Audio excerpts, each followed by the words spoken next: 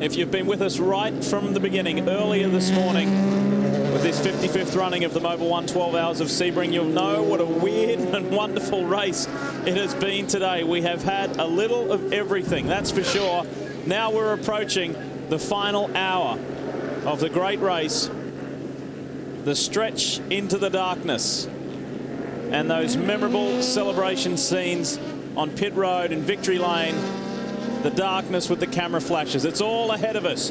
Who will stand there? Who will stand on the top step of the podium? Has Audi done enough to maintain its position? It's endured its frustrations so far, but Marco Werner has a 2+ lap lead over Brian Herter at the moment. And how about in GT1?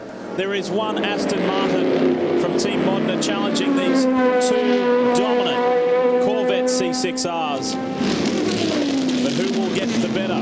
Will it be the 4 or the 3? There's only a 3.5 second lead from Max Pappas to this man here, Johnny O'Connell, who is in his 17th start at the 12 Hours of Sebring. He goes into the all-time top 5 along with Andy Wallace. And we all know one of his popular hobbies is martial arts. We asked him in Fast Access, how does it help his racing? I think it's just, you know, any outside activity that helps keep you fit, but that forces you to stay focused is a benefit in racing. You know, whether, I think just cross-training in general, whether, you know, yeah, I very much enjoy and love the martial arts, but, you know, I think if there's a guy that was really into tennis or had, you know, an outside, you know, interest in another competitive activity that's not motorsports, I think that, you know, gives you an advantage in motorsports, because you can bring certain aspects of whatever it is that you need to excel in the other thing to motorsports. So, you know, I mean, I know guys that, you know, on weekends are way into boating and, you know, have their ways to escape. You know, for me, martial arts was an amazing way to stay fit, but also really keep my mind focused and learn how to keep my mind focused for a long period of time. Well, Tom Christensen has won the most overall. Johnny O'Connell. Is there anything I can do? We'll get to that in a moment. I doubt it. Drama at Andretti Green. Yes, Lee, I'm just running down here, and they've got the rear deck off this car, and just trying to see exactly what they're doing. They're going to be adding some more oil. Looks like transmission in the back. Yeah, it looks like, yeah, it's gear oil actually. And obviously got a problem with the gearbox, and they're having to take a plate off. But no, that's just, there you see the oil going in now. So a problem with the gearbox. And I'll get to talk to the team in a minute and find out exactly what's caused this. But obviously, this is a major problem for the second place car. We talk about the 11th hour. That's exactly what we're in right now. And you could see some sort of trouble. That's why they made that early pit stop. Kim Green alluded to it in the earlier report that Andrew gave us. So all is not well with this car. They have about a 4-lap lead currently over the Fernandez machine for the lead in P2, while the overall leader, Marco Werner, is blasting away. Yeah. We heard the call from Kim Green earlier that they were playing it conservatively. Now they just have to try and survive, because while they spend time on pit road, here comes Adrian Fernandez in the rival Acura, gaining time, gaining ground. But still, Andretti Green Racing and Brian Herter has plenty of time on their side. One of the keys, though, Lee, is when you see that. We spoke to Danny Binks the other day about the Corvette when they had the gearbox good last year at Le Mans. They said afterwards, when they looked at the trend and they were losing a little bit of pressure in the gearbox, they realized they should have changed and put oil in it sooner, and eventually that burnt it up. So maybe they got telemetry readings that are showing them they may be losing gearbox pressure there, or a temperature reading that's getting extremely high. And again, they're playing it safe. These cars are so high-tech. There's sensors everywhere. There's telemetry. There's live information. They have got these cars covered as Herter exits pit road. Chris Neville. Well, Lee, Colin Brown is the hottest young American driver. And Colin, this is your first time to Sebring, the sister car on the team, leading GT2 right right now. You guys a little bit tougher day, but what are your thoughts on your first time to this great race? Well, you know, driving this race is great. There's so much history here, and you've been driving for a team like Krone Racing and Risi. It's just a great honor for me. I mean, I love driving that Ferrari. It's a lot of fun, and driving in this series is great. And I love driving anytime, anywhere, anything. So I'm all about it. Now, I know your mom and dad are at the racetrack this weekend, but you're 18 years old now. Have you gone over to the spring break zone? No, you know, I was here driving a Pro Mazda a few years ago and went over there, and I don't think I want to go back. I'm good. Now, you're showing a little bit of stubble here in the late hours of this race. Did you forget to shave on Monday? No, you know, the big problem is since this hair started growing, I've been forgetting to shave, so it's been quite a problem. All right, guys. Colin's always so much fun at the racetrack. The 2 car was just in. Marco Werner came in, routine stop, filled with fuel and left. Now the 1 car on pit road. Tom Christensen, the only 4-time overall winner here at Sebring, will take over the wheel from Alan McNish. They'll also take 4 new Michelin tires as well. And this damage that we saw earlier in the day on the left side of this R10 still very apparent and actually getting worse. It still looks somewhat cosmetic, but that radiator dangerously exposed along the left side. Christensen strapping in. I don't think that they can make it to the end. We've got over an hour and 5 minutes left, and I'm not sure this R10 can go that distance. We may see them back on pit road. And gone.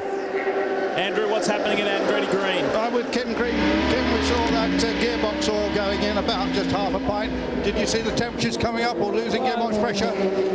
Yeah, just a little bit. So, you know, with the lead we've got, we're being very conservative. Obviously, still a long way to go. Hopefully we can bring this one home. Thanks very much, Kim. That's that conservative message again. They want to win the class. Hasn't he covered some racing miles in his life along with his brother Barry, and now with this Andretti Green organisation. Wonderful to see Kim and his team here at the 12 Hours of Sebring. It's Werner, it's Herder, it's Fernandez. 1, 2, 3. Then Christensen, Dumas and Brabham. Top 6 overall. We'll be back.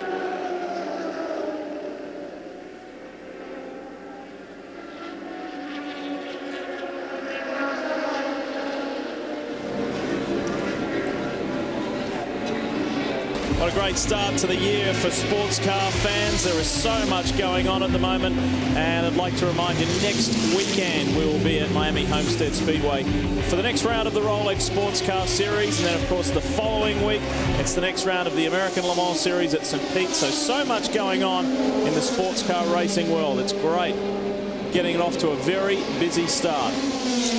And look at the man on the left, Bob Leitzinger, Butcher's father. Just keeping an extra close eye on things. It's good. It's a good look. Amazingly, this is the first time that Butch Leitzinger has raced a Porsche. Hard to believe. And he was looking forward to it. Yeah, very much so. I mean, they're really stoked about the performance of this car. I'm sure they're disappointed today. I think everyone felt that the Porsche Spiders would be in pretty good shape, reliability-wise, to us. Brian? Jan Magnussen taking over for Johnny O'Connell. This should be the last stop for Corvette Racing, the number 3 car. Magnussen will do battle against his teammate, Ollie Gavin. Gavin will be taking over the 4 car on the next stop. Should be routine. They will take tires. Anytime they take a driver, they take the opportunity to take tires. But remember, tires cannot go on until the fueling is done. Fueling is out. Tires going on. We'll see about this Corvette pit crew. We've talked about the battle on the racetrack and off. The battle is all on pit road right now. They need to get this car out of here as quickly as they can and see if they can't propel Jan Magnussen in the lead. Well, 48.7 seconds, guys. Ryan, this is clockwork. We talk about all the different teams having all the different trouble, the penalties, all the et cetera, et cetera. Not Corvette. These guys are what you have to set your mark by, and they're doing a great job.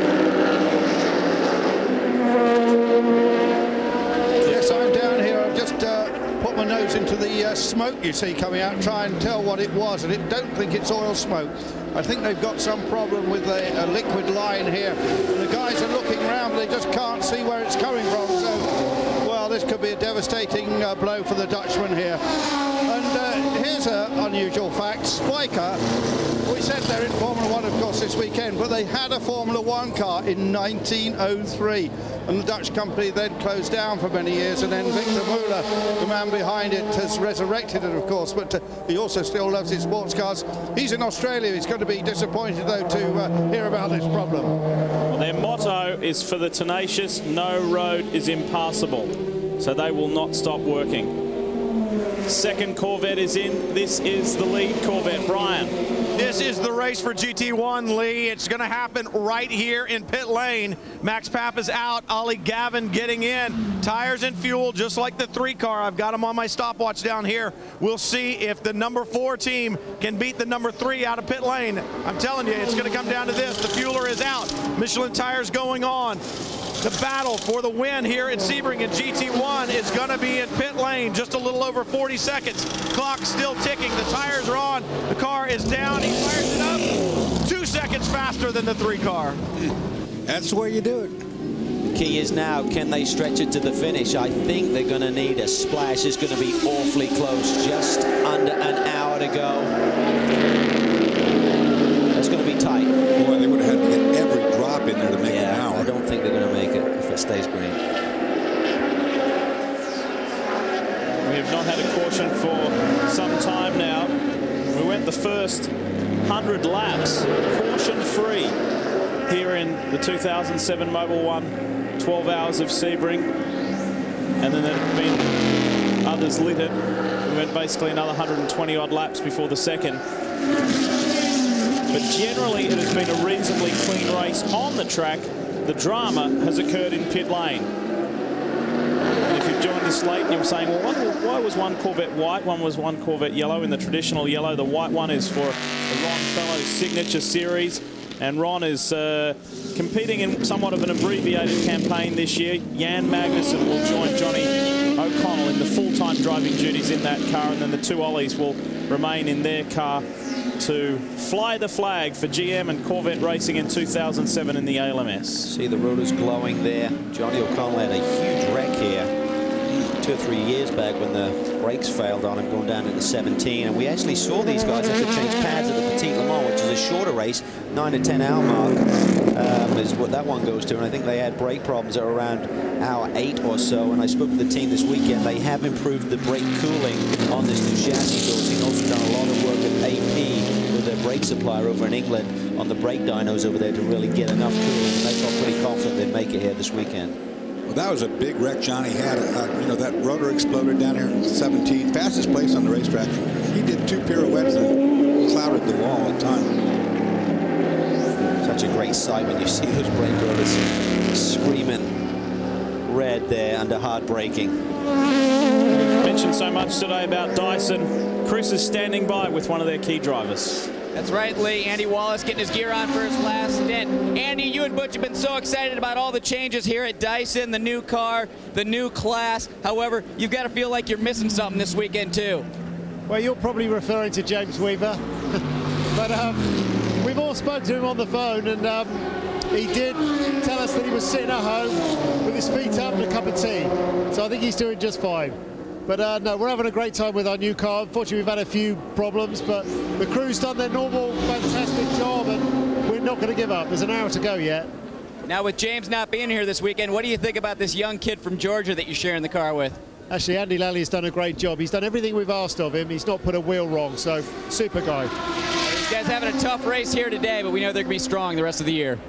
And a cup of tea was code for a pint of beer. That also means it's raining there. Yeah.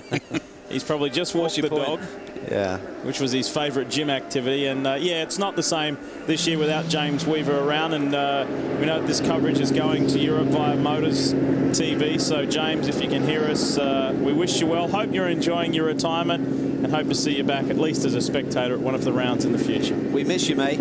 Come back and visit. We continue. We're working our way very rapidly towards the checkered flag, the conclusion of the beginning of the American Le Mans Series 2007. Is it going to be Werner's day?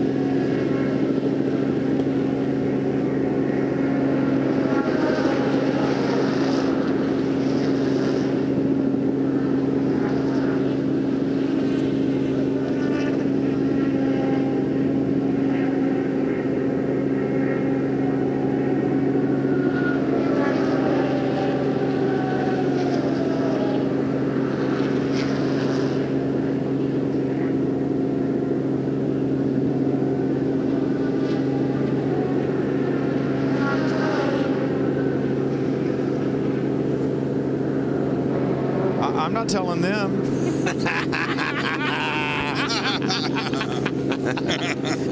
We'll just make it up then. I just told Brian that I want to buy a couple of his stories from him. He says he has 3. No, Bob, I won't tell you. You little ferret, you. I got a feeling the 4 could make it the 3 car. Go on.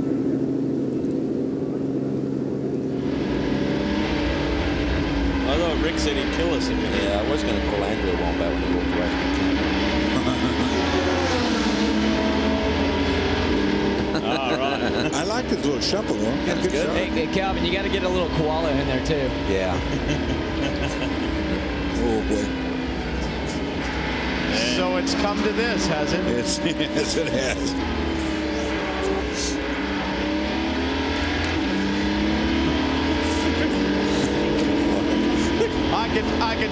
I can tell I'm in trouble because I can hear Lee's little giggle up there.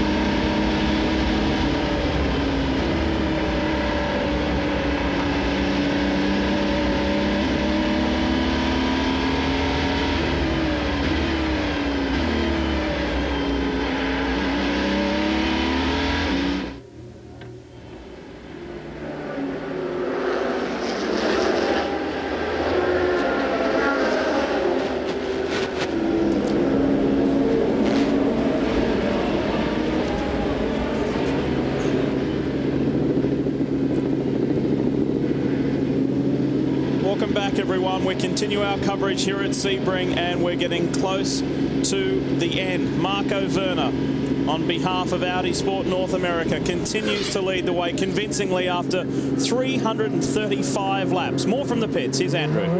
The 15 car has just accelerated out of the pits. They just added fuel, and on my reckoning, that's its final stop, and the Fernandez crew have got to be pretty pleased with that.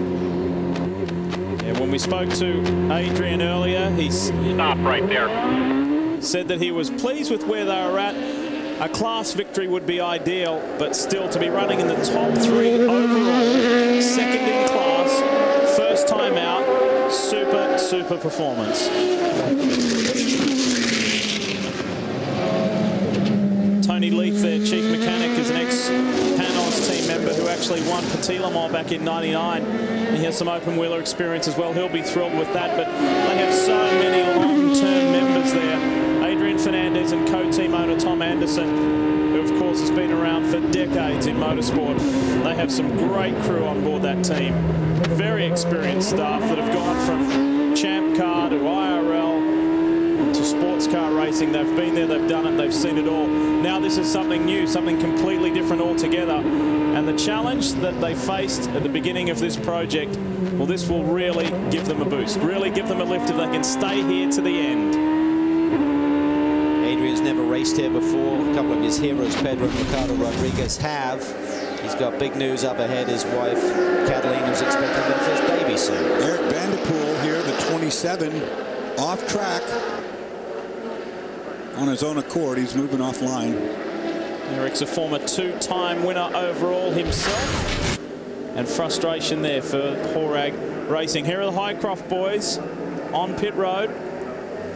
Mechanic leaning in there, looked like he's cleaning out one of the radiator grills. You got all those little marbles, little rubber balls that will clog the radiator grills and not get the coolant to the engine, so that's not unusual.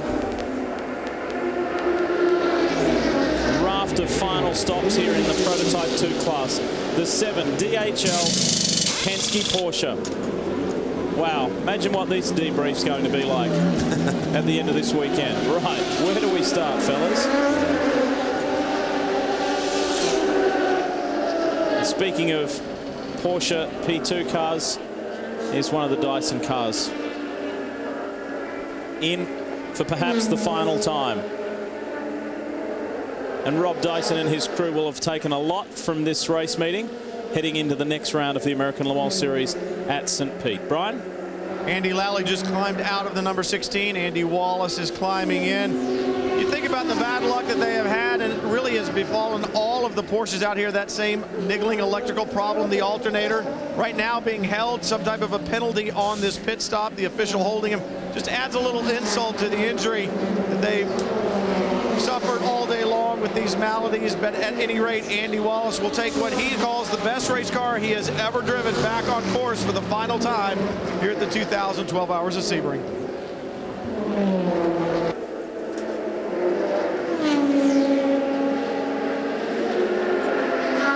Still being held. Penalty. Yeah.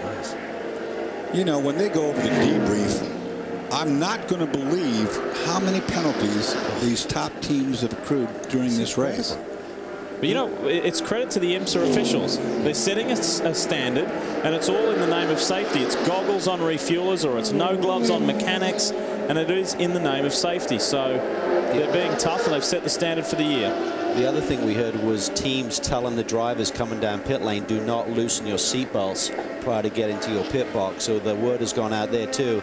Typically you see the guys undoing the seatbelts, loosening them up. You can still have an accident in pit lane, so the officials are clamping down on that, and that'll be a penalty as well. Brian? I said adding a little insult to the injury. Now they've got a problem. This seems similar to the problem that they had earlier. Appears that Andy's having a problem getting a gear, selecting the gear that he wants. I'll try to get around behind it so I can look at the dash and see if I can see if the gear selector is in. Yeah, the number, I don't think they have 9 gears, but that's what is showing on the dash. So obviously something wrong yet again in this electrical system that controls the box. Trouble here, guys, the 21. This is Bill Oberlin, and look at the smoke. He's reporting smoke coming from behind the dash. This is potentially a bad situation. Normally, the only thing back there is electrical wire. Got a dead hole. It's just not noisy. It's got a dead hole, correct? 10th in class. It's got a dead hole, but why would that smoke? I don't know. Not yet. Don't know. Dead hole, of course, is a drop cylinder. That means one of the cylinders. Is an oil spill? Not red smoke, maybe. I can't tell. Coming in, where you at? This is one of the quickest sports car drivers around, Bill Aublin for the Panos PTG Group. They're very thrilled to have Bill on board this year. He's a multi-time class winner here at Sebring. His father, in fact, won back in the 80s. So that's kind of nice. Father and son both winning a class in the same event as the Panos PTG crew go to work. Bill has experience, of course, running for this Panos group before. There's smoke coming out everywhere, all the way to the back. Been a long day for these boys. Really didn't get the sort of performance they wanted.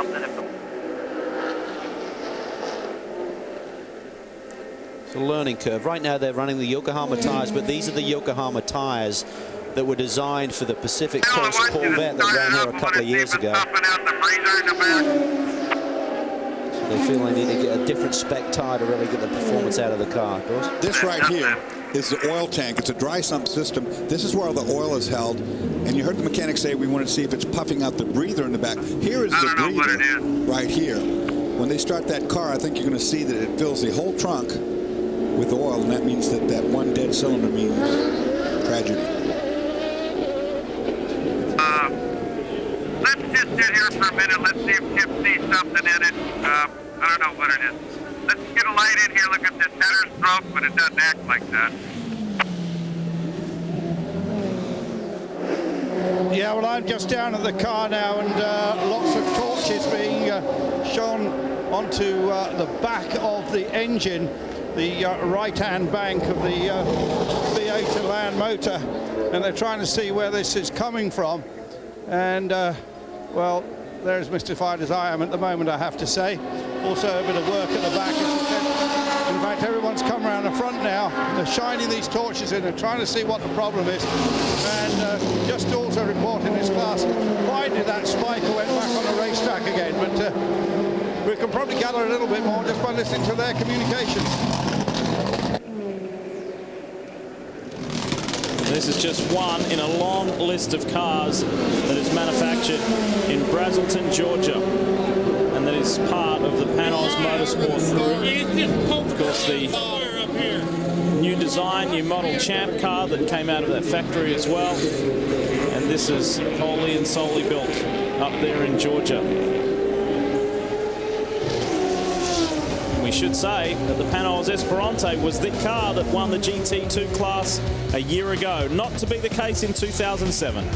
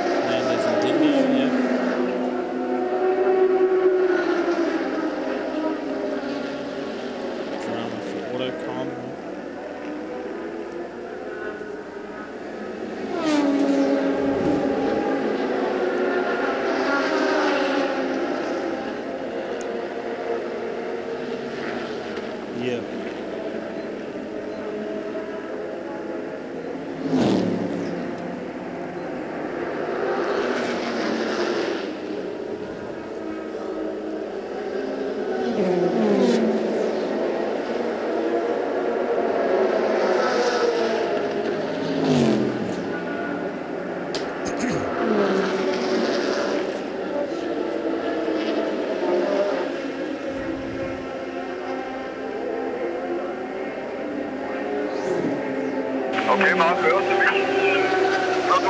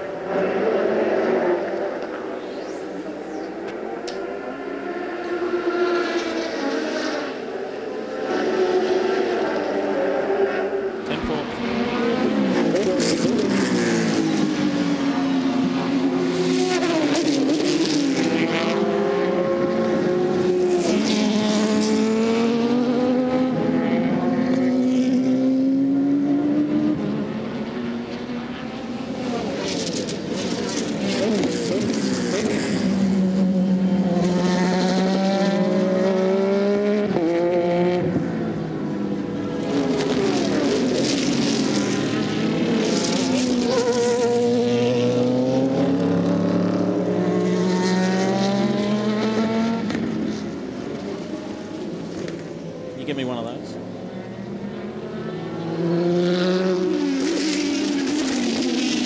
While we're away in that most recent commercial break, the lead Audi, the hands of Marco Werner, a Sebring and Le Mans winner, came in for 13 seconds of fuel. For the final time, he will take it to the flag from here. German-born, Swiss resident, a world traveller and very, very successful sports car racer. It looks like day done at the Panos PTG team. In the 21 at the hands of Bill Auberlin.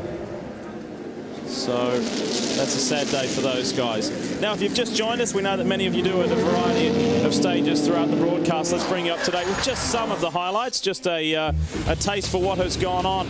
This is earlier in the day. Dindo Capello, watch this, cuts across the front of Adrian Fernandez. Something went a little astray. Fernandez clouded into the back of him. That was not Fernandez's fault. Looked like Dindo just understeered off, and it left Adrian with nowhere to go. Problems for the Autocon car, running fourth in the P1 class. Smoke billowing from the back. The Lewis McMurray-Willman entry.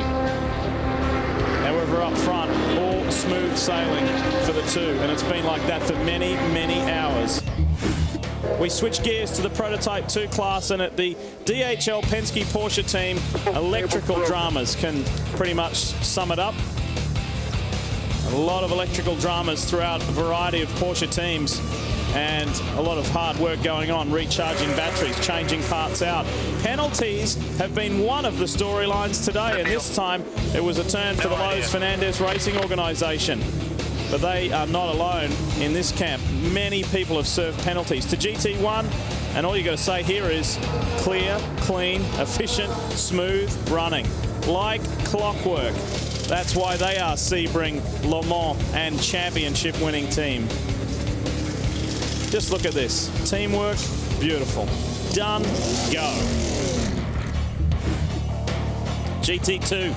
And this car, this man, Jamie Mello, has been right in the thick of the battle. They've had some problems restarting that car, but I tell you what, when they get it restarted, no dramas. Fighting Mark Lead for the lead of GT2, and that's how and where he got it. Turn 17, the fast, bumpy, the one that brings you onto the main straight.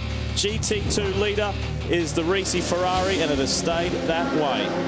So hopefully that brings you up to date. If you've just joined us, welcome. We've had an interesting and quite long day, but we're now in the final stages. We are counting down to the checkered flag. And up front, there's no immediate threat to this guy as we take our Porsche aerial. Cam Dorset's pretty smooth sailing. Yeah, it is. When you have that kind of lead in that kind of car, now it's just get to the finish. He's got his fuel on board that he needs. Just don't wreck, stay concentrated, and run off the rest of the clock. Well, we said that the Dyson team will take a lot from this with their first run in that Porsche. Obviously, it's the second season for the Penske Porsches. But I think Audi will take a lot away from this as well, because it has not been an error-free run. That's right. I mean, they'll be happy because they have a car that's running up front. If it can stay there and clinch another victory here, they've been unbeaten here since 2000, so that streak will continue. At least number GT2 car can continue to run. But, you know, the niggly problems they've seen, that allows them to go back and analyze and see what went wrong and correct those problems and then put the car out on the test track once again, Dorsey, and just see if those areas raise their head once again. Well, trust me, there will be a chewing about these penalties, because that was not the car's fault by any means. That was team error, and that will not sit well back at the ranch. Back in 2000 and all the way through, in fact, the first 4 victories were all Audi Sport Team Yost, and many of those personnel are here on site today. The next win in 2004 was Audi Sport UK. Then it was Champion Audi's turn in 2005, and last year it was Audi Sport USA, Audi Sport North America. The same entrant this year as we see the 26. Second place overall, first in P1, first ever race in the American Le Mans Series for Andretti Green Racing, the XM satellite car. Some debate about who's going to be Brian Herta's teammate in the next race in a couple of weeks at St. Petersburg. Marino Franchitti got some seat time here on Monday. Apparently did a very nice job. The team were confident in his abilities, but Dario's kind of keeping his options open in whether he wants to do a double header there and run the IRL race as well as this sports car event. Your thoughts on that, Dor, splitting it, say if Dario were to do that, as the 45 is on pit road, driver change. Final one, this is the car that's been fighting for the lead of GT2. This stop's so important. Get it done right, guys. No mistakes, no penalties, please.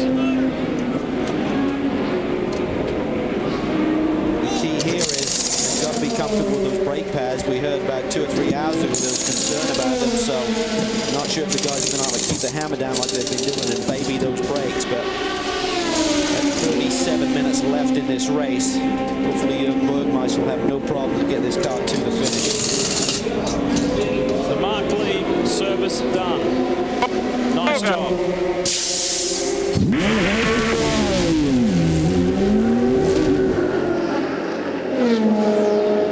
Chris, were you there for that? How did you see that? Yeah, Lee, I showed up just as Jorg Bergmeister was pulling away there. It looked like the team got everything done just in time. They did add a little bit of oil to that Porsche power, but that's something we do typically see in these endurance events, so it doesn't look like any problems with the 45. Now it's just going to come down to the last few minutes to sprint to the end. Yeah, and how does that stop go for the 62? That's the question. Well, we'll find out very shortly, but that adding oil situation, this is different than a street car. I was talking about the Panos before with a dry sump system. What that is an oil tank that's separate from the engine in the back or in the front, wherever, that holds all the oil. The engine doesn't hold any oil at all. An oil pump pumps that all around in there. So this is a pressurized system where they can dump oil in there. It's not like putting it into your engine at your home car. It's totally different. Here comes your 62. Now this pit stop is really important. This is key. Will it refire once he stopped? That's the big issue, folks, as Calvin just mentioned. It's been the talking point, coupled with the speed of this Ferrari 430 GT, the team owned by Giuseppe Risi, the man who runs and owns Ferrari of Houston. If you've ever seen that dealership, that is the man. Now let's have a listen.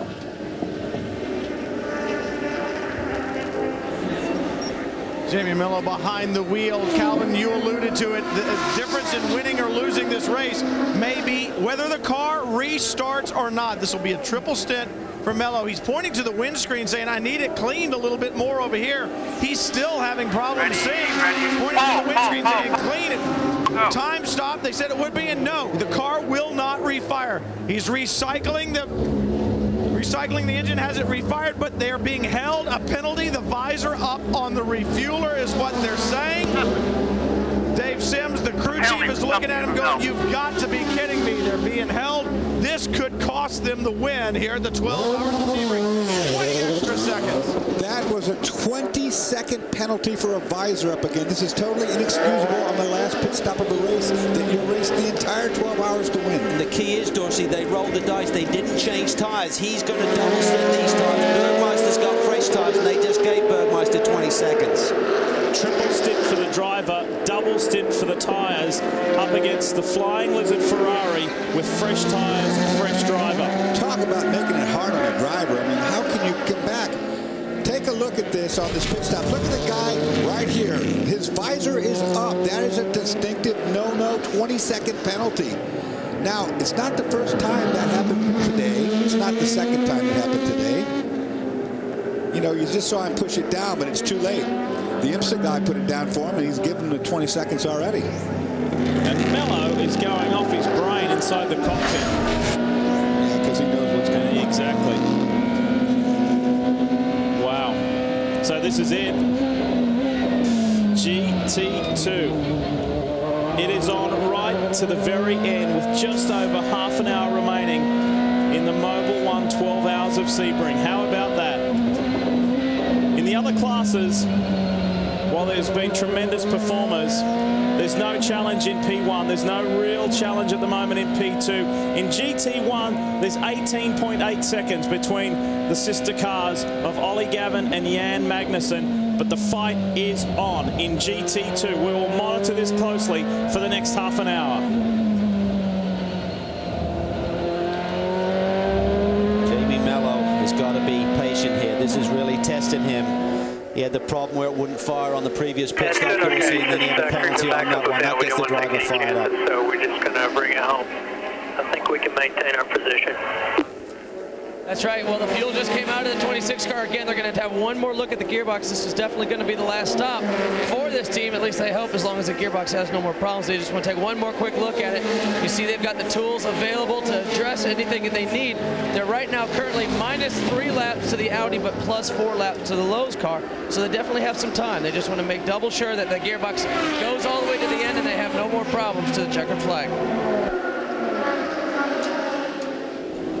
Ultra cautious, ultra careful, just making sure they can get it to the line. Right now, the GT2 cars have cycled through on our timing and scoring. Jamie Mello kept the lead. Bergmeister now 13 seconds behind, but he has fresher tires. And he's a fresher driver as well. Triple stinting on old tires. You can make a mistake very easily. If there's a caution and this gets packed up, then the advantage should be Bergmeister, even though he said that Ferrari seems to be a little bit stronger than us in this late stage of the race. Adds to the depth of the story, though, doesn't it, for Risi Ferrari and for Jamie Mello. He was the qualifying driver. He set the time but spun. They started from the back.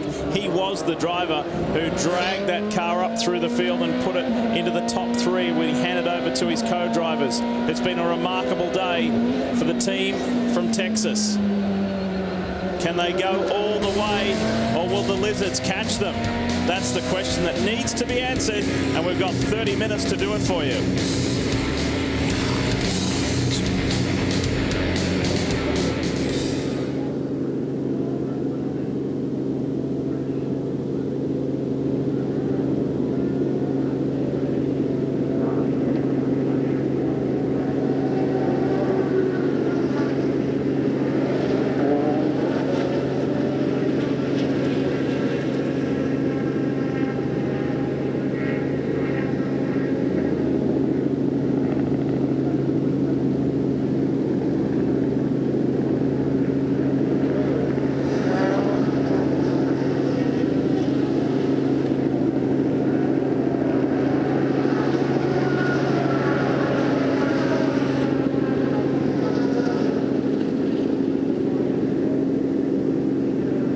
Headlights on.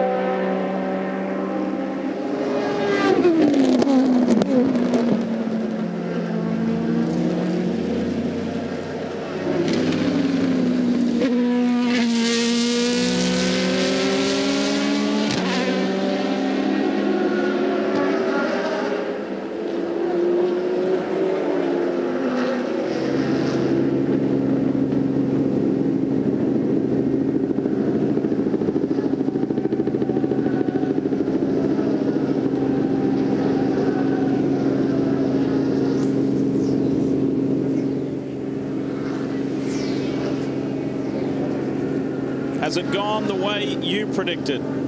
Has it happened the way you wanted it to happen? The Mobil 1 12 Hours of Sebring. It looks like it's going to be Audi's 8th consecutive victory. Quite a serious accomplishment, and it will be their 2nd in this diesel-powered R10 TDI. Extensive work happened in the off-season and halfway through last year when they started making plans to amend the original R10. And they've done a mighty job. Of course, they will want to defend that incredible Le Mans victory of 12 months ago. They're on their way. They're under half an hour away from defending their Sebring victory of 12 months ago. It's the same monocoque as they ran last year. It's had a few aero mods, new electronics from Bosch.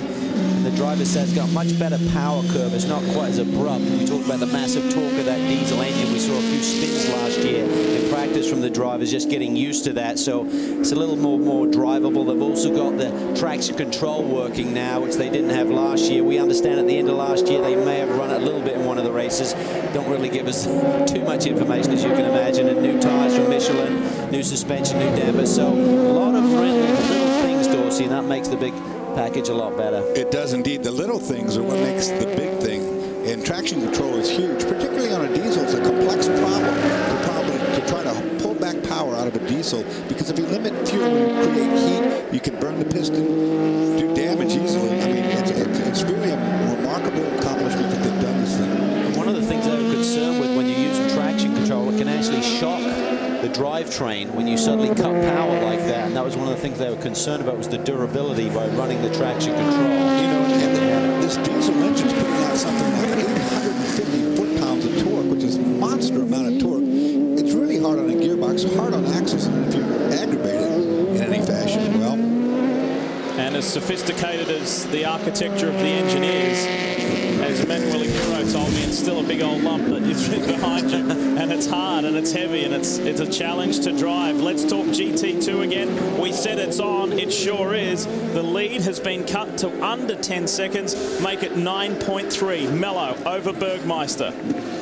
Can Jorg reel in Jamie?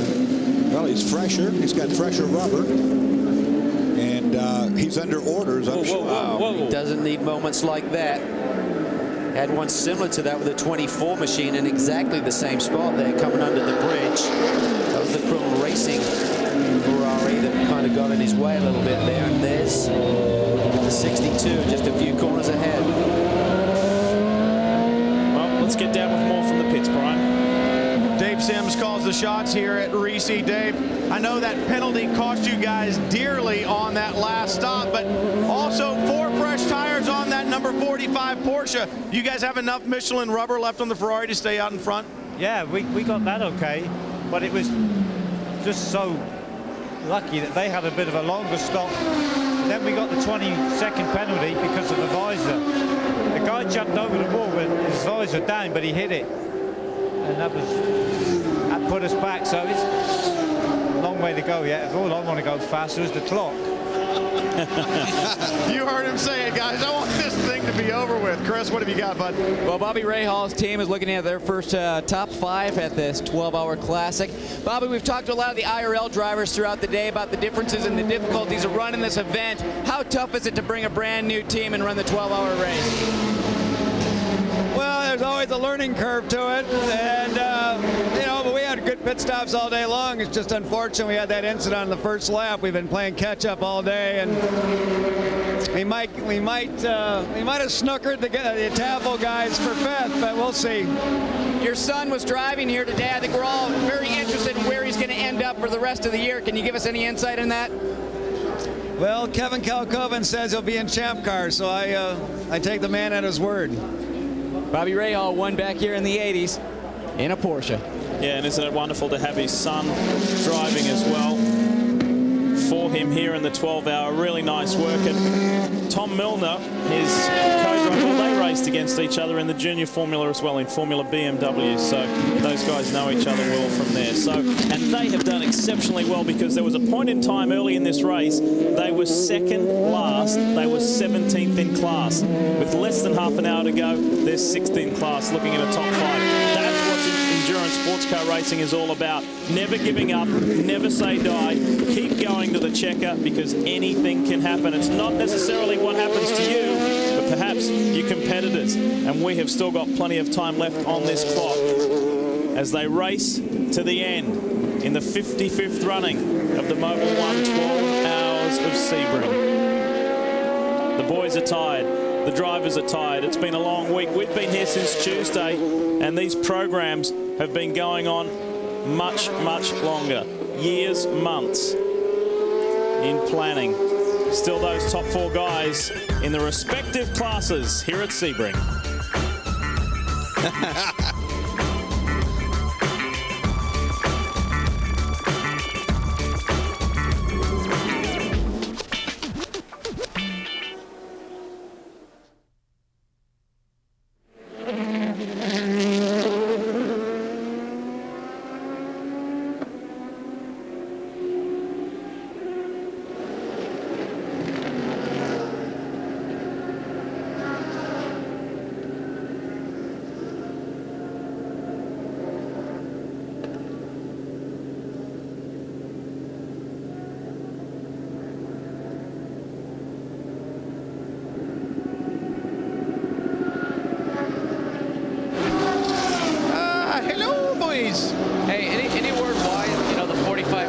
tires? I mean, that when they were 10 seconds behind, did they think they needed them? I think they probably felt like Bergmeister with fresh tires would run down Mello with old ones, but which he is. Well, they made the call. I mean, maybe they assumed the Ferrari was going to stick fresh tires on too. Yeah.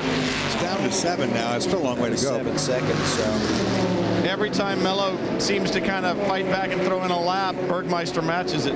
Got 20 minutes to go. It's a long way to catch up. See, Ferrari may have made their decision based on the gap they had, but then they lost 20 seconds of that gap. So, well, they may have made it thinking that the car wouldn't restart and they needed to save that time. Could they have started the car and then done the tires? Because the engine only has to be off for the fuel, right? No. Okay.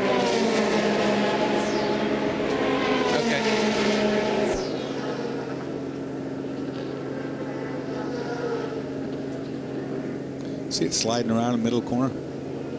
Or at least it looks like it does with the lights.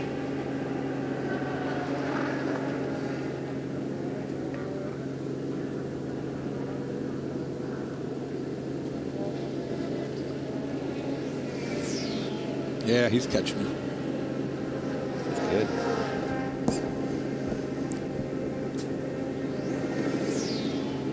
Ferrari lost one at the end last year, didn't it? Lazaro, right? Wheel nut.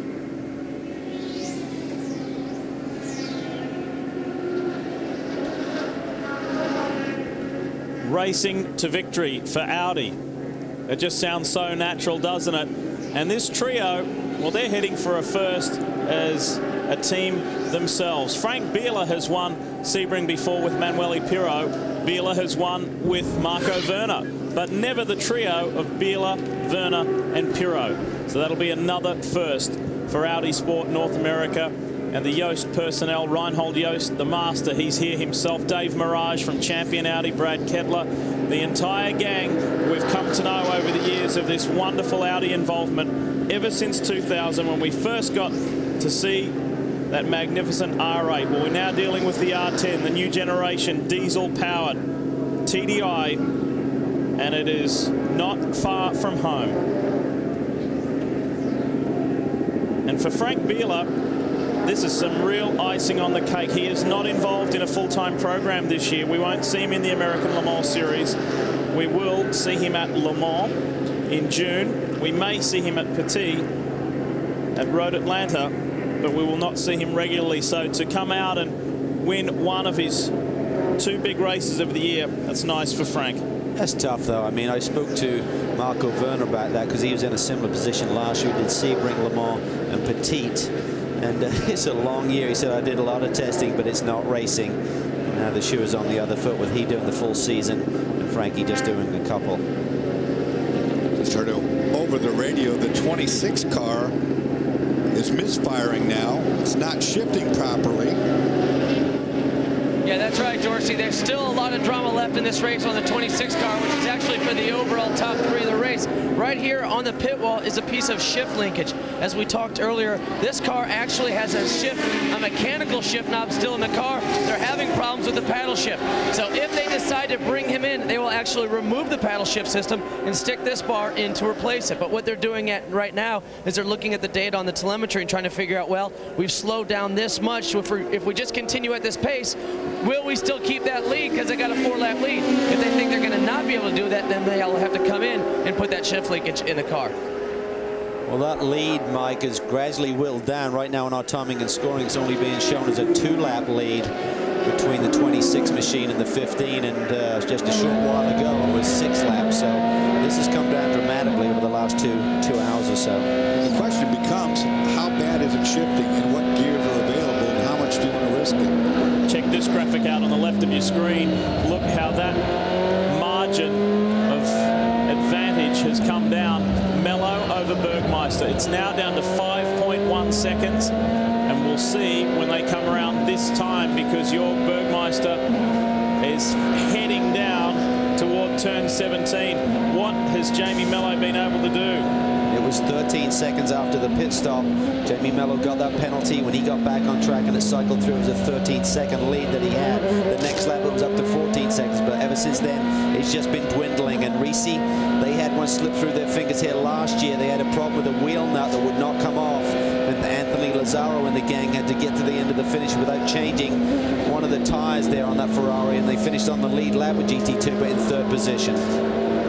Hey, Cal and Dorsey, we know that Jurg has those new tires, but I guess my question would be, how long will they maintain an advantage? Obviously, Jamie Mello's tires are a little bit older, but we know that these race tires are fast for several laps, but then they fall off. In the cool of the night, how long do you think they're going to stay faster than the tires that are on Mello's car? How long will it be before they plateau? Well, in 4 more seconds, it will be a moot point, because that's what it leads down to. It's a matter of how much, I think the real question is how bad are Mello's tires. Bergmeister's tires will be fine. It's cool outside right now, but it's down to 4 seconds, Calvin. Well, the other key is what Flying Lizard team put on Bergmeister. They may have gone a little bit softer, which has given him the sort of lap times. He's running mid-3s. Mello's in the mid-4s right now. So Bergmeister is on the charge. He'll be able to see him soon, and that, just from a driver's perspective, really gets the juices going. Does it what? And it just continues to crumble. Pressure now back on Reese. Can they hold steady? Can they hold strong? And remember that while everybody is tired here, Jamie Mello is triple stinting. He has worked incredibly hard physically and mentally. Can the Brazilian hang on?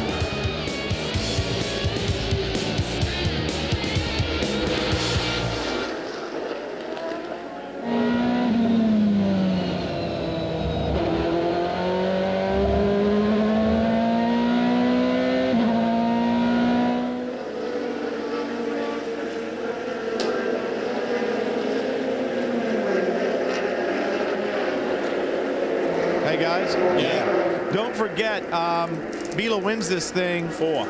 It'll be 4. Yeah. Yeah, and that'll make he and Tom the only ones that have it. So what's going on with the Corvettes, Brian? Well, they're going to run them to the bitter end. I'm wondering if they're trying to just save and see if one of them can make it and one of them can't. But Doug said there's really no way. We're going to need to have a splash at the end. They're going to run them just absolutely as far as they can. Yeah. I'm sure that, you know, with the bragging rights at stake here, the 3-car may be willing to gamble and stay out and see if they run out of gas. It doesn't matter. They'll still finish 2nd. Yeah. The 3-car pitted first, though, right? Yeah. The 3-car pitted first, but they want to win it really bad. I don't know. They may be telling Magnussen to just save, but I don't see how he can. Hey, Cal. Yeah. Yeah, there's no softs for the GT Porsches. Okay. It's only mediums and hards. Okay. Cool. 3.1 seconds. So both the Ferrari and the Lizard are on mediums? That's correct, Cal. Thanks, mate. Jurg's all over the headlight switch.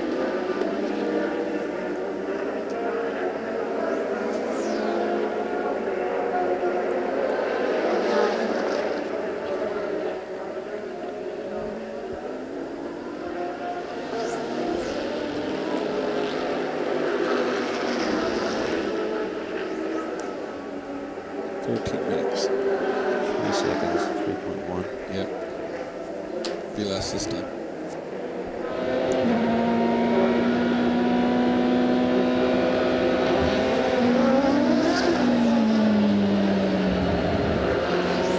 Jamie's been in the traffic more.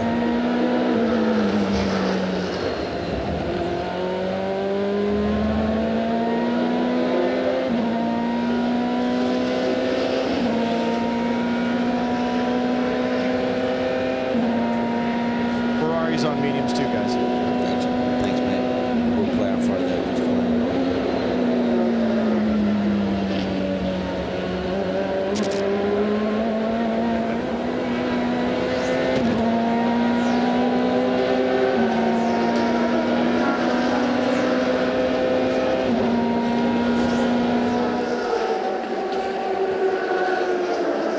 Went up a little bit.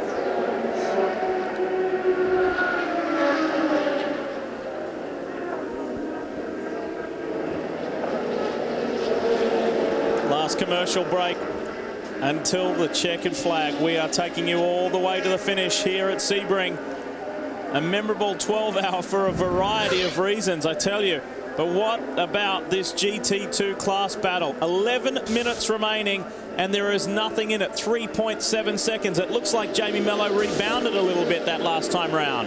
I think it was due to traffic, however, because they were being lapped by a bunch of P2 cars, and of course that's going to break up the momentum of what's going on out there. Jörg Bergmeister is flashing his headlights like crazy when he gets around other cars. He's letting it known. I'm on full kill here. Dorsey, I just talked to the Lizard crew about that driver change and Mark Lieb getting out of the car, and they said they didn't anticipate doing that, but Lieb said he got a cramp in his foot and he couldn't go any further, so that's why they put Jörg in the car. So you have to wonder, if he would have stayed in that car, would they have changed the tires? And if they didn't change the tires, rather than being 3 seconds behind, could they be 7 seconds ahead? Well, I think they would have come out as about a 13-second lead that Mello had after that pit stop exchange, and it normally takes about... front. I hope everything is fine. Normally takes about a dozen seconds or so to change tires, so that would have been the additional time that the 45 car spent in the pits. So I think they would have come out dead even, and then they'd have been on the same set of tires in terms of how much time they had on them. But I know that some of the guys over the course of the break checked into it. Everyone's on the mediums. There's no softs available on the GT2 cars. Magnussen brings the number 3 in, just over 8 seconds worth of fuel. He's back out. We'll have to wait and see how much fuel the number 4 car takes, but I guarantee you they will be watching the stopwatch. They want to make sure that they take home the victory and bragging rights at Corvette. 33-second advantage there. Ollie Gavin over Jan Magnussen. And just coming back to a statistic we flashed up on your screen a moment ago, closest ever GT2 class finish here at Sebring was last year, just 5.2 seconds. Guess who was involved in that? Of course, the Panos of Brabham, Maxwell and Bourdais won, but the 45 Flying Lizard car was second, 5.2 seconds behind, and Mark Lieb and Johannes van Overbeek were 2 of the 3 drivers in that car. Jörg Bergmeister has it now down to a flat 3 seconds, so he made up 7/10. We're watching Jan Magnussen right now in that 3 car. This lap is very critical. The 4 car, we understand, will be pitting for a splash of fuel right now. So these outlaps, how you catch the traffic, Dorsey, when it's this close, can make the world of difference at this stage of the game. Of course, you're playing the game of luck right there because you don't know how you're going to catch. You just get done as best you can and get out there and do battle. 8 1/4 minutes remaining, and the 4 car is on pit road.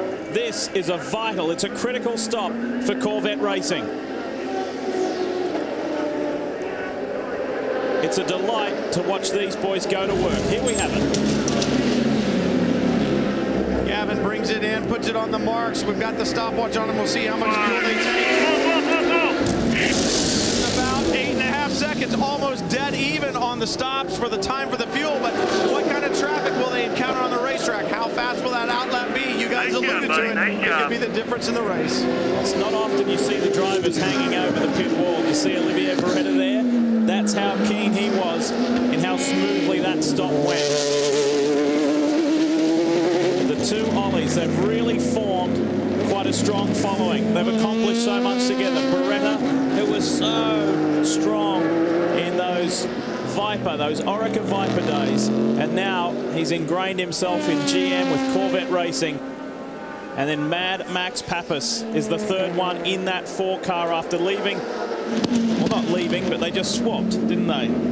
O'Connell and Fellows for Magnussen and Pappas in the 4. We'll see how it shakes out. By that car cleanly. The next one in front was one of the Audis, so that's a moot point. That car, he won't run it down. So he's in clear sailing right now. 1.9 seconds the margin. We go on board the Flying Lizard Porsche. Jamie Mello is under increasing pressure. Minus 1.9, 1.9. We're trying to get to the White Lightning car. We'll do our... Now for York can't see the car until he gets right by it. What the team are talking about there, they're trying to figure out who the traffic is that they're going to encounter and get to those teams up and down pit lane and say, hey, give us a hand, get your guy out of the way. We're in the meat of a battle right now. And the White Lightning Ferrari did just that. That is Jamie Mello up ahead that you can see. And it was Thomas Blum on the radio just coaching and talking York Bergmeister through this battle. Chris. Well, Lee, that White Lightning car might be a Ferrari, but you got to remember who's behind the wheel in one of those White Lightning cars, York Bergmeister's brother. So you know he would definitely be willing to get out of the way for his brother to try and win this race. York's got him in the gun sight now. He knows clearly that is the car that he needs to go by. And when you see it, you can get the job done. Porsche has pretty good straightaway speed if they can pull a little bit of a draft, get close enough, but he's got to get a lot closer than he is right now to start getting the effect of the aerodynamics. Imagine how tense it is down there at Reese. Flying Lizard. And here comes... I'm getting closer. That's not a good thing to have to hear. He sounded confident too. Yes, he did. He's got a sniff. He's chasing hard. Time is running out, though. 5 1/4 minutes left here at Sebring. Can Bergmeister do it? So much fun when you're on top of your game like this. 2-time Drivers' Champion now in the GT2 category. Can he start off this campaign with another win? And he knows, Cal, how to win here at Sebring. He won GT2 in 2005 with Lucas Luer and Patrick Long. He wants another one. He's been taking almost a 1 second away per lap, and now it's just down to that.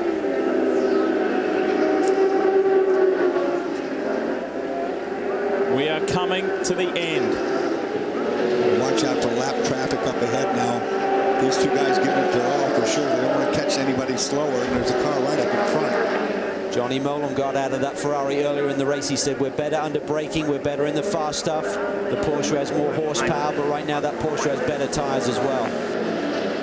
Well, we are rapidly running out of time. The American Le Mans Series now runs under FIA flagging. You will not see the white flag wave. It'll simply be the one finger in the air from the flag stand. And Bergmeister needs to get something special done right here, right now. Under 4 minutes to go before Frank Bieler creates a little bit of history and joins his good mate Tom Christensen as a 4-time Sebring winner.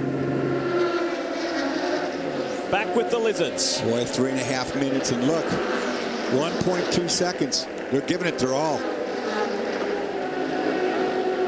Tracy Crone in trouble in the second Reese Ferrari. We don't need a caution right now. There's just a few minutes left. They wouldn't get us started up again, so we need a clear track to see this battle come down to the wire. This is brilliant stuff after almost 12 hours. Well, coming into this event, you know, the talk in the paddock, the talk in the pit lane, the talk with the spectators here at Sebring, the tens of thousands of them. Well, in P1, we pretty much know the Audis are going to do it. In GT1, we pretty much know the Corvettes are going to do it. But what about P2 and GT2? They were the great unknowns. We've had tremendous battles in both. And now, with just under 3 minutes remaining, the gap is down to an even 1 second. And traffic up ahead for Mello. Here comes Bergmeister. It's critical for Bergmeister to get by this Porsche.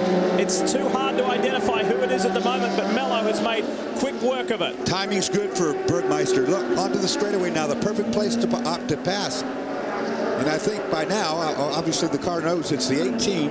Ralph Kellners will give way. He'll lead way. And Ralph was a former teammate. In fact, it wasn't the 18, it was the 85.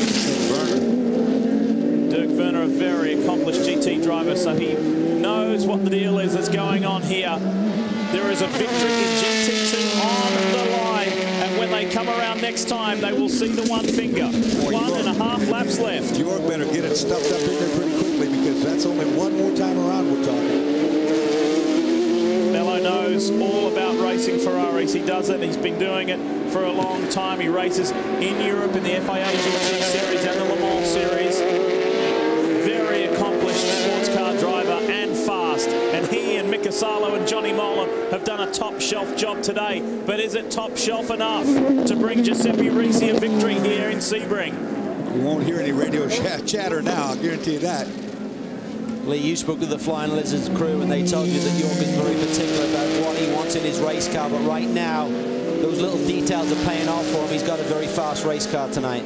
2 brand new cars for Flying Lizard, and one of them could go all the way to victory lane in its first appearance. Not a bad effort to start the 2007 American Le Mans Series. Into turn 17 for the second last time.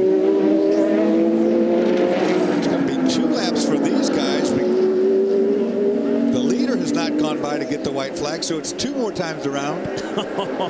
Just what you wanted to hear. Another one. Yeah, Bergmeister needs the time. Here comes Marco Werner, so he will get instruction to do 1 more lap. 3.7 miles for Werner, and he will have another one. The key is, if he is fast enough to pass these guys on this lap, then this could be the final lap for GT2 as well. That's correct. Last lap.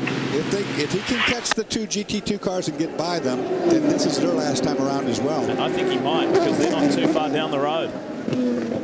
Boy, I tell you, Bergmeister's going to have to make up a lot of ground, Calvin, in just that 1 lap. Well, I'd hate to see us for the Audi to split these 2 guys, flash across the finish line, get the checkered flag, and effectively stop Bergmeister's run here. Just updating you on the other classes. Brian Herder consolidates his position, 2nd overall, 1st in P2, and the GT1 class battle. Oliver Gavin has a 21.7 second lead over the sister car, so they have got that done.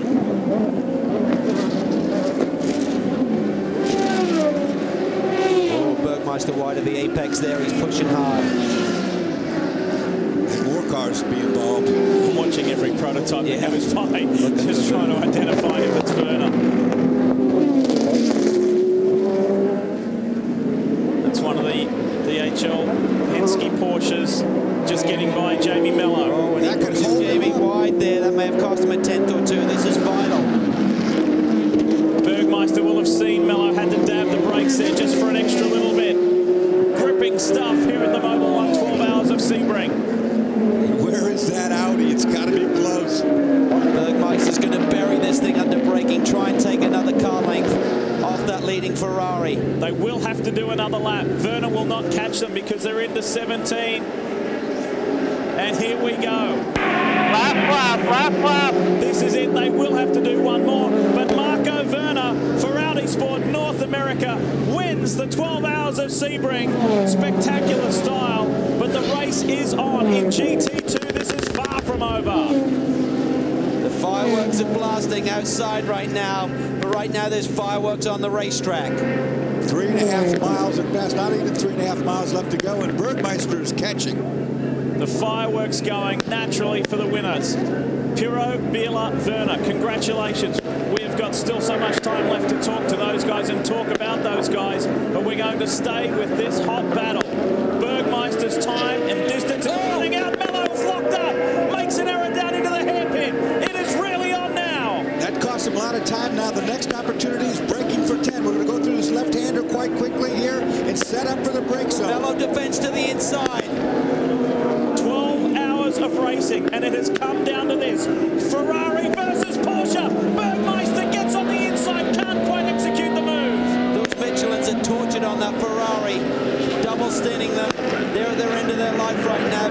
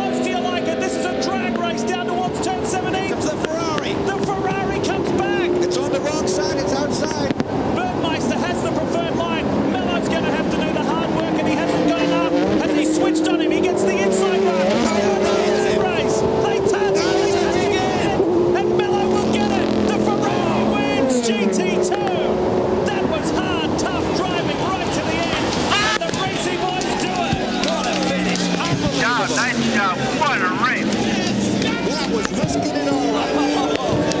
Did you see what he did on the back straight already? Jorg is not happy. He's talking to the crew. You see that I was ahead of him? Holy cow, what a finish. And that's Mello that's not happy. No, that was Bergmeister, I believe.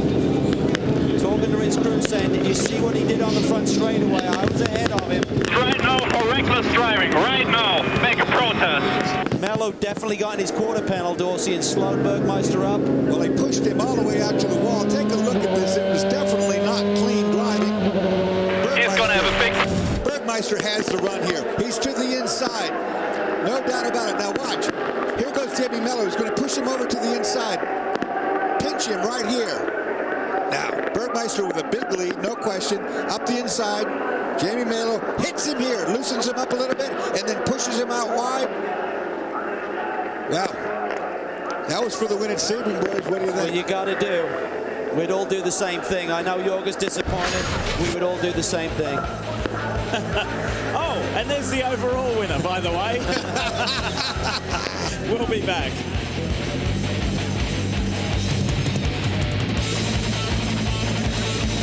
On the inside or anything. He just punted me. That's not true. That's not true. The inboard camera, everybody has seen it. That wasn't dangerous driving. We are at the officials right now. We're talking to them. I didn't mean to correct you like that. No.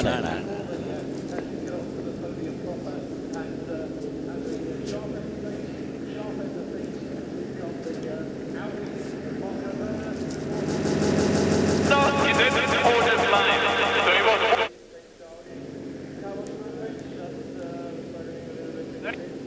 Okay. On the back straight. And the third thing he does is he punted.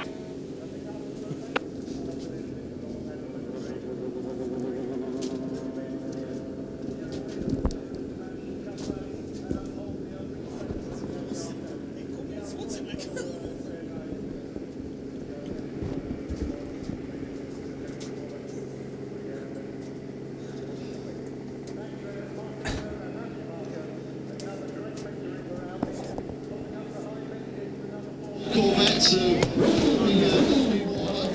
when everybody gets down Great last lap. in the meantime, it's only out of the car.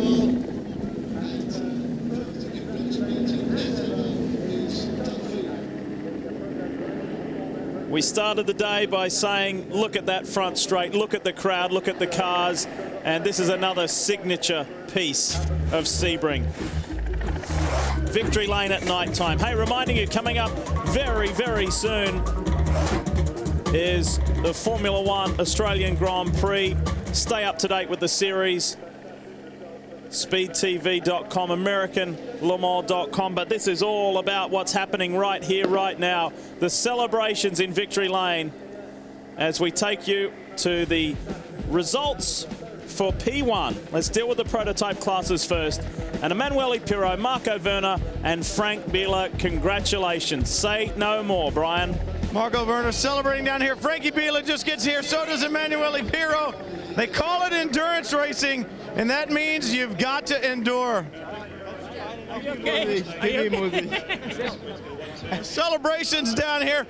Marco, great drive. I know we talked about having to get through to the end. They're taking the drink of orange juice, which is now the tradition here at Sebring. Great run to the end. I know you guys suffered some problems early on, but in the end, everything looked smooth that last hour or so. Yeah, of course. Everything was fine. Just a long pedal for the brake. That was the only, not only the one problem.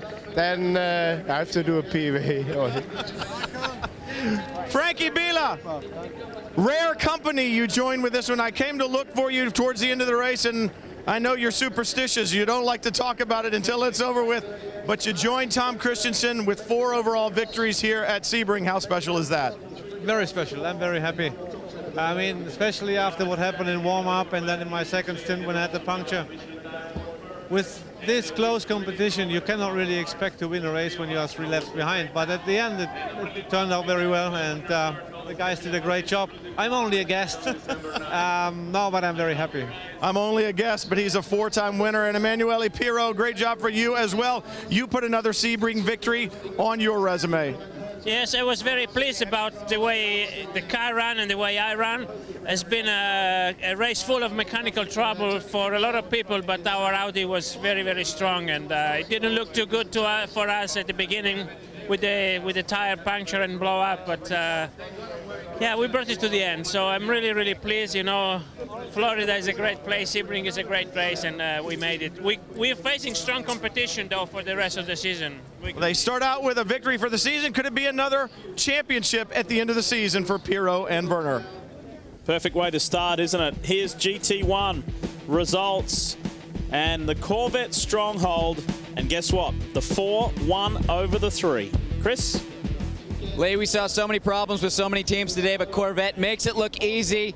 This is your 4th win, Ali. Looked like it was just a Sunday drive out there.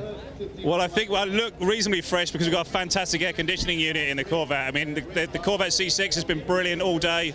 Thanks to CompuAir and Michelin. Michelin have wonderful tyres all day. But we've raced really hard against the 3 car all day long. I have to thank this man here, Doug Feehan, did a fantastic job running the program. And Olivier and Max, driven brilliantly all day. It's been a hard slog, but, you know, after 12 hours of racing, only 20 seconds between the 2 cars. Well, Mr. Emotional, Max Pappas, usually we see you in the 3 car, but you move over to the 4 and you grab the win. I tell you, I'm really proud of being part of the Corvette organization. Today, for me, is a special day after missing my dad. You know, on December 9 is the first win after he passed away. It means even more because Corvette is my family, and I'm proud of being part of it. Dad, I love you. Well, this team was using this to get ready for Le Mans. Looks like they are. We need to squeeze in a quick commercial break, but I want to update you on something. We heard Jörg Bergmeister complaining. Marty Kaufman, the race director, his response, it was just good, hard racing. More when we return.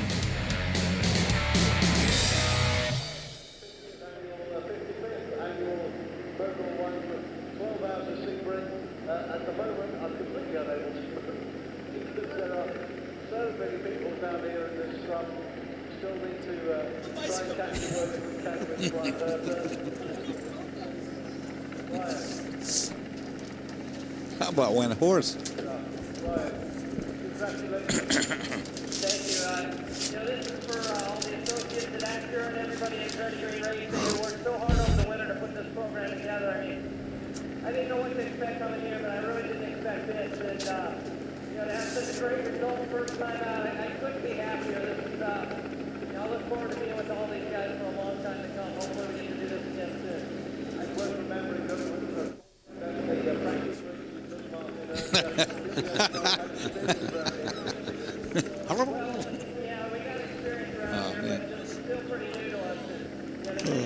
About lost my voice on that. Yeah, yep. Just keep it six laps shy of a record. Wasn't for the 4 cautions. That's what we had. It's not too bad, really. No, it's not.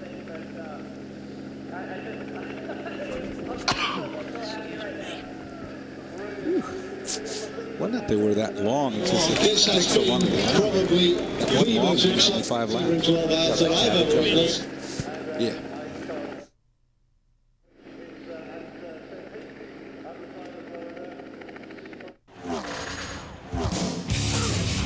Speed's coverage of the American Le Mans Series Mobile 1 12 Hours of Sebring is presented by Acura.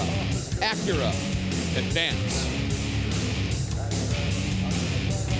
Well, that's an appropriate point. Acura Advance, they certainly have. Their debut performance as a full factory effort yields a victory. That is impressive. And let's get down to the Andretti Green camp. Here's Mike. Ryan Herta, you are absolutely pumped right now. I mean, what feels so good right now? Was it the class win or the 2nd overall? Well, I think, you know, the goal for us was to try and win the class. That was the #1 objective, and we did that. And, you know, I think, you know, we knew we had a really strong challenge from some of the manufacturers out there, but I'm shocked that, you know, first race out with this team, Andretti Green Racing and Acura, they put a great car on the track, XM satellite radio. I mean, I feel like home. I'm going to be here for a long time. Well, great job. And Michael Andretti, you know, every time I came down to the pit wall, you were sitting right there. I mean, you seem to really be enjoying this race. I was into it. It really was. It was a fun race, except for those last 20 laps or so. It was a real cliffhanger. We've had a lot of problems there in the end, and it was tough. But again, I'm really proud of everybody on this team. you know, 6 months ago, this program was barely even started, and you know, to come out here and to do the job that these guys did on the track, and the job that Acura did, and the whole XM team, I just couldn't be more proud. I mean, with Porsche's history here in endurance racing, not only here but all over the world, were you expected to see, or surprised to see them have the trouble? And then, I mean, did that 12-hour test for you guys just really set you guys ahead? I'll tell you, that test did a lot for us. You know, we learned a lot in it. I think a lot of the little problems that were even plagued us in the end, we were ready for them, and you know, that was priceless, really, to do that. And yeah, I was surprised about Porsche's, you know, having the problems, because you know, we know how reliable they are. So, you know, but we were happy to see that, obviously, for us. So. All right. Well, congratulations. Great job to your team, and over to Andrew with the GT2 winner. Excellent, Mike. Jamie Mello, wow, what a last lap. Just talk us through it. No, it's just amazing. Very hard battle with the 45 car. They push very hard to catch us, and but anyway, the car was great. The tires, Michelin tires, work very well, and Mika and Johnny has done a good job as well, and I just tried to push until the end of the race. I had a little bit of problems with the brake, but I never give up. Jamie, let's look down. If we can just look down here, black tyre marks all down the side of the car. That was the last lap.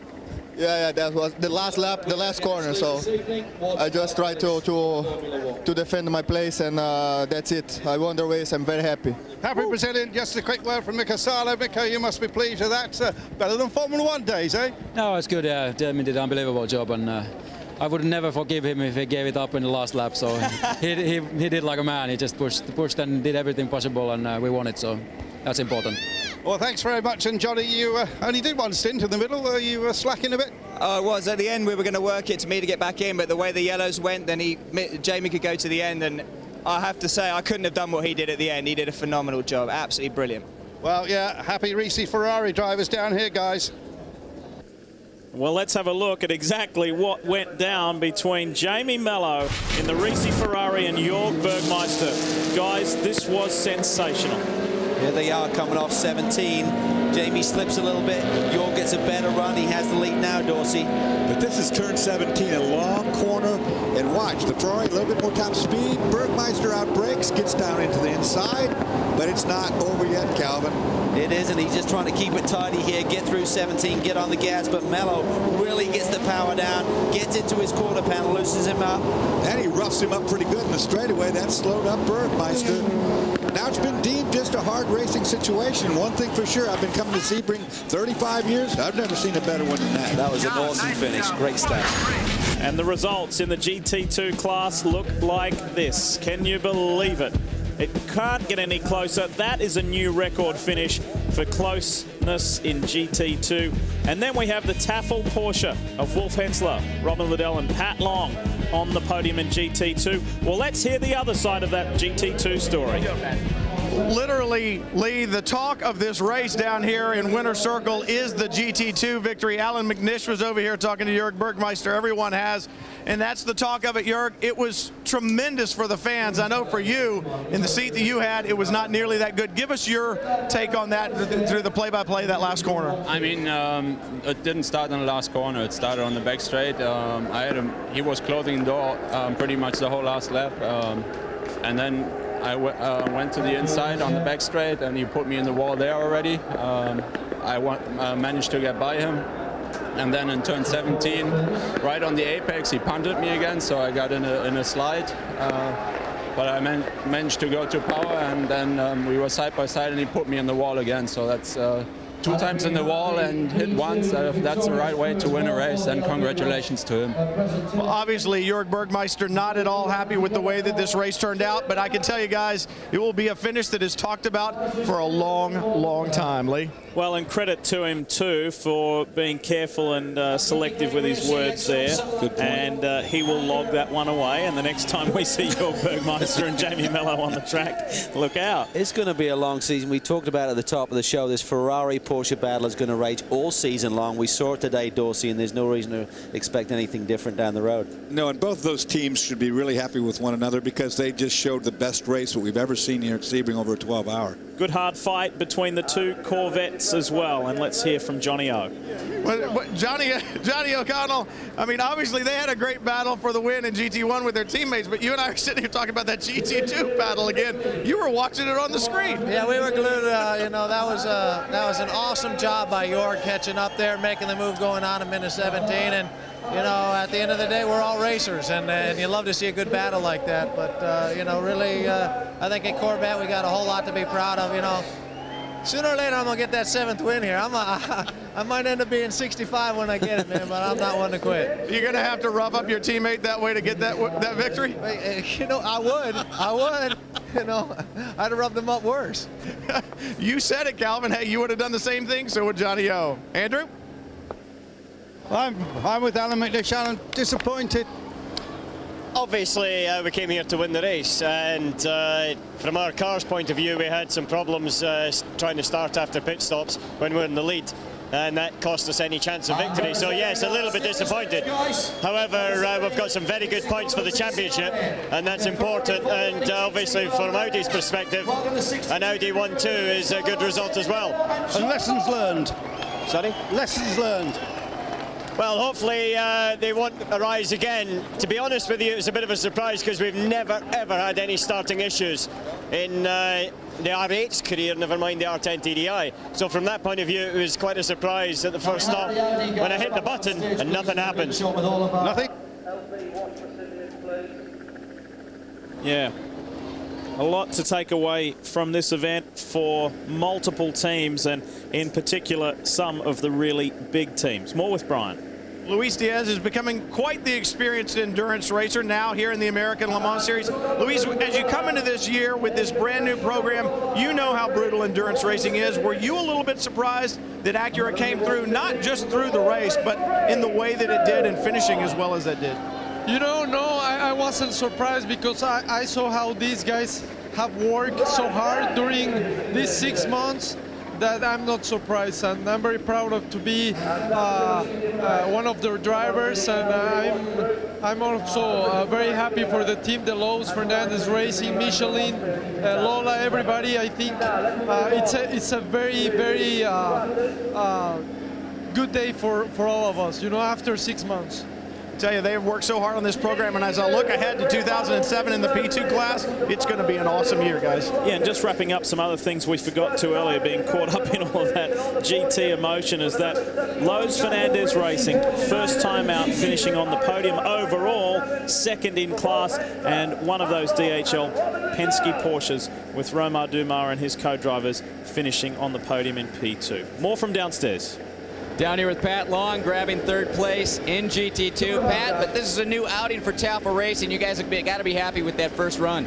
This says a lot about all the preparation these guys have put into this season. I think they're going to be in for a shot in the championship, and I might be with them later on in the season to help them out there. I can't say enough about this crew. Tony Dow is just an instrumental guy to me. He's taught me so much in a couple days. I hope to spend a couple years with that guy because he's been around and he's done so much. So congratulations to all of them. I got to run up on the podium. They're yelling for me right now. Good job, Pat. Quite the scene, isn't it, here at Sebring? And we are almost done. What do you think, Cal? It was a great event. I mean, Audi coming on top again. I don't think that's a big surprise to anyone. That P2 battle was sensational. Acura, big surprise, getting on top of Porsche in the first head-to-head battle there. But Dorsey, the talk of the town is that GT2 story. I'm trying to get my heart back in my chest again. I mean, that was quite exciting, wasn't it? Hats off to the Corvette team. They did the best job as a team today, in my eyes. No question about that. It was a pretty sloppy first part of the race, to be honest about it. A lot of penalties that didn't need to happen. A lot of car-to-car contact that didn't need to happen. Alan McNish brought up a very pertinent point as well. We got good points for the championship. That's what we now have to swing our minds to and look at, because this has ignited the 2007 championship. We go ahead to St. Petersburg in Florida to a very different circuit, much shorter, much tighter. It's a concrete line street circuit, sharing that with the IndyCar series as well. So we look forward to that. But reminding you, up next, we go live to Melbourne. It's the Australian Formula One Grand Prix, the F1 season kickstarts coming up next with Bob Varsha, David Hobbs, Steve Matchett, the whole gang, Pete Windsor. There's a cast of thousands. They will have it covered. And as I mentioned a few minutes ago, we look forward to the Acura Sports Car Challenge at St. Pete, and that's coming your way March 31 from 8 o'clock Eastern. 8 o'clock Eastern, just reminding you of that. So, a very memorable day, St. Patrick's Day 2007. So much to talk about, so much to take from this event. And it was on from the beginning. Did it go the way that all of them hoped? Of course not. That's endurance sports car racing. We hope you've enjoyed being a part of Speed Channel's live coverage. On behalf of the entire gang, that's Dorsey Schrader, Calvin Fish, Greg Creamer, Brian Till, Chris Neville, Andrew Marriott, Mike Johnson. I'm Lee Diffie. It's been a pleasure bringing you the opening round of the American Le Mans Series 2007 and the 55th running of the Mobil 1 12 Hours of Sebring. We'll see you from St. Petersburg, Florida in a fortnight.